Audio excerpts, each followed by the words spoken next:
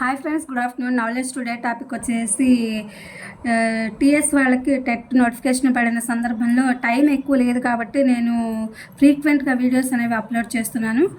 ఇప్పుడు ఏంటంటే పార్ట్ 1గా నేను వికాస దృక్పథాల్లో టీఎస్ సైకాలజీకి సంబంధించి ఇంపార్టెంట్ బిట్స్ వికాసం, పెరుగుదల, పరిపక్వత అనే టాపిక్ మీద నేను పార్ట్ 1 బిట్స్ అప్లోడ్ చేస్తున్నాను. Let's start the topic.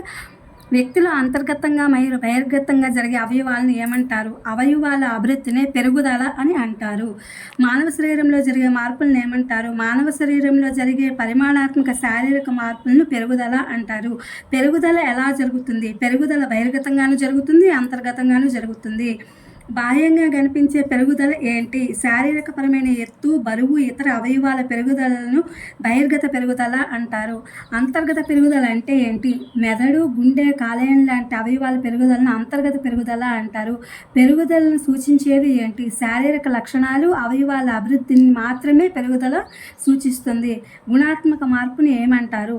అనుభవపూర్వకంగా వ్యక్తిలో సంభవించే గుణాత్మక మార్పులనే వికాసము అంటారు. గుణాత్మక మార్పులు అనగా వ్యక్తి యొక్క మానసిక, సాంఘిక, నైతిక, ఉద్వేగ లక్షణాల్లో సంభావ్యత ఇచ్చుకొనడము.